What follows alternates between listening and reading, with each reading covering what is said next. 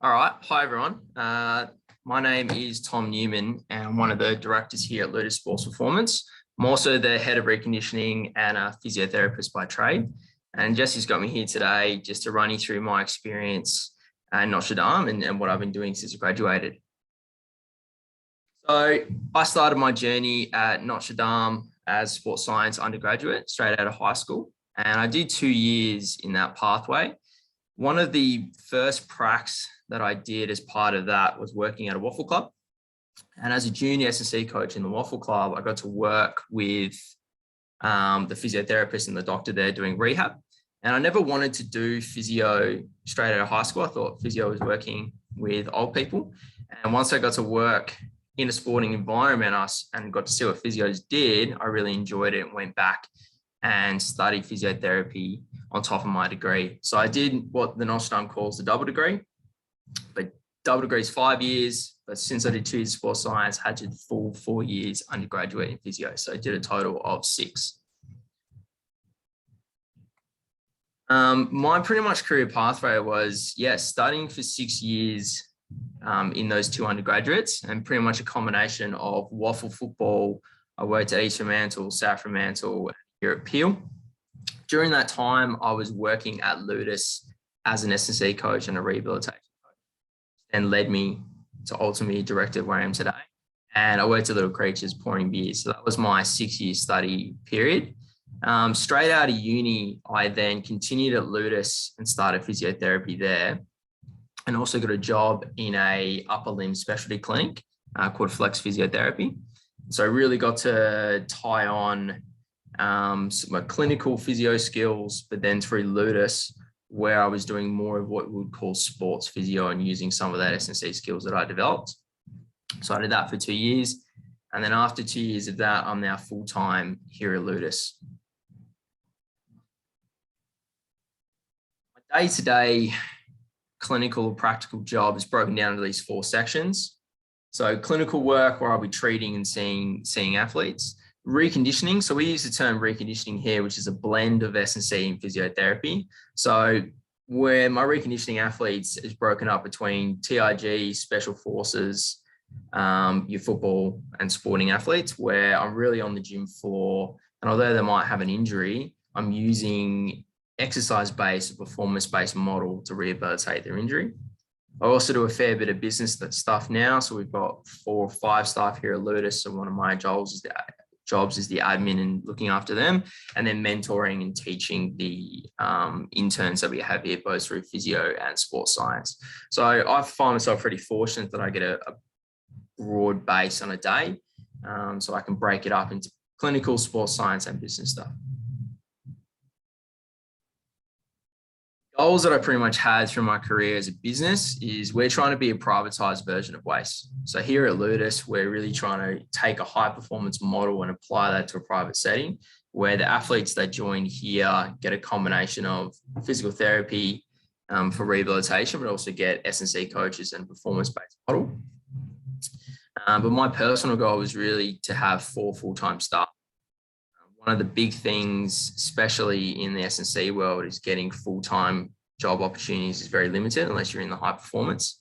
And so part of what we do here at Ludus is offering a full-time salary, a full-time wage in the future, which, unfortunately can be a little bit rare. Even in physiotherapy, most jobs are part-time or casual based. With my journey, things I wish I did differently I had a good think about this. The biggest one was stress less about my grades and stress less in general. I'm in the process of hiring a person at the moment. And when you sit down in front of an interview, from the other side, we're not really thinking about grades at all. We're thinking about experience, where you've come from. And so I think doing my undergraduate, I spent a lot of time stressing about, HDs, getting this assignment done, which is important, but really looking back on it, I would have worried about the grades less and just enjoyed my time a lot more. Probably one experience that I thought was worth noting for you guys was my South Fremantle application. So that was really my first S&C experience, where I was in my first year of sports science, and my business partner Ryan had put up a part-time S&C gig. And, I went home, did up my full resume, really sat down for hours to get the resume done, and popped it in. About 6 months later, Ryan told me I was the only one who applied. And the lesson that I kind of took away from that experience was that, don't be afraid to volunteer your time, to get in contact with people, to show your face, to show that you're interested, because you'd be surprised that there are a lot of opportunities out there that either are advertised or aren't advertised. So my biggest advice there would be find someone who's doing something that you want to do and get in contact with it, and literally just say that you're interested. Volunteer your time. As a student, it's all right to be poor for a few years, but getting that experience and learning early on is going to set you up for your career moving forward. So that kind of leads into the tips. Volunteer time. My time with the Waffle was pretty much 6 years unpaid, but that allowed me to work for myself straight out of uni. Read as many books as possible. The unis are going to give you a really good structured outline, but they're not going to teach you everything, especially clinically. So get, your social media is really good now. Get on top of some people that you enjoy and read. And then, with the experience. So I think probably outside of the volunteering or your pracs is, from my field as S&C, like I spent 6 years training myself, and you don't have to be the best. Maybe just join like a CrossFit gym or a local S&C gym, or train, do a sport, do a triathlon. And that way, when you're working with your clients, you at least have some athletic empathy. You understand what it's like to do the things that you're going to end up telling your clients to do.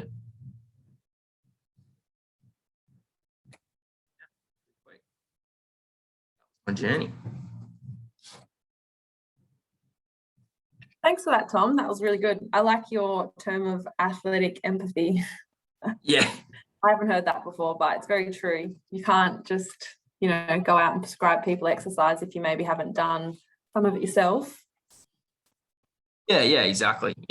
So a good example is my army guys who come in, some pretty tough training, especially mentally, and I've done years and years of that sort of training, so it just helps.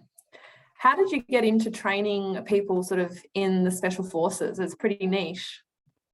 Yeah, so I work with a local physio here, who one of the guys who was trying out for SS selection saw him for a back injury, and just through our mutual knowledge, he was like, I'll send you to Tom to do the back injury. Mm-hmm. Treated him and then helped him get through his selection, and then he got through successfully. He had a whole group of mates who were also trying to get in, and so they just followed, and then since then it's just been Yeah, that's great. It's good to see. Obviously, you and I sort of work together, and sometimes I get a snippet of what you guys are doing, and it looks pretty full on. Yeah. It's high volume. Yeah, mental toughness. Yeah, just keep going. Yeah. So straight out of uni, you went to Flex Physiotherapy. They're obviously like a pretty gold standard of physiotherapy treatment, that clinic. Did you go, I guess now you're at Ludus full time. Is there any mentoring between the people that you were working with at Flex and what you're doing now? Or do you see the benefit in mentoring when you're still young out of uni? Yeah, 100%. So there was a advanced physio called Jay Cheyenne Tan. He was working at Flex, and that's how I ended up getting the job. And he was a really good mentor to me. S&C physio, like it's a trade, so you need to go and get the direct mentoring. It just saves you time and energy when you've got a client in front of you, or even when you're trying to work with an athlete, say a special force. You can learn through mistakes, and that's important, but if you can have someone there who's already done the hard yards and has your best interest in mind, it can show you exactly what to do. It just fast track. So I was very, very fortunate in an apprenticeship there. Yeah. Would you recommend that to students who are looking to graduate, to sort of start finding mentors now before they've graduated? Yeah, 100%. Even with Ludus, so, starting before I came on as one of the directors, I was the two previous owners, their mentor, their prac student. So getting them to guide me through that undergraduate degree was really, really helpful. Again, I still had the experience to learn myself, but guidance in the direction from someone who's a few years ahead of you. Yeah. So it's worth the volunteering. Yeah, absolutely. Especially saying, you know, you spent 6 years in the waffle sort of unpaid, you've got to get that experience, and that's when you start to find your mentors and find people who you can learn from, because it doesn't obviously stop when you leave uni. You're always upskilling, and like you said, it's a trade that you need to keep working on. Yeah, exactly. And then you can get a feel for what the work's actually going to be like. So like I said, I never to do physio. It was only since I experienced it that I was like, oh, that's what I want to do. With S&C, you know, I never would have thought I'd be working more with army-based athletes, but it's only once I started doing it that I found a passion for it. It's like you don't know you like chocolate until you eat it. You've got to go and experience it to know. So if you don't know what you're doing, and it's really hard to know that without getting experience, everything. Yeah, just give it a crack. So you're a director now at Ludus. You're going through the process of hiring people. You mentioned that you are currently in the process of interviewing someone at the moment. Do you have any advice or sort of tips and tricks for people who are looking to start, you know, seeking jobs in the industry? Are there any things that you see as stand out when you do your interviews? Yeah, I think like we'll come back to is experience.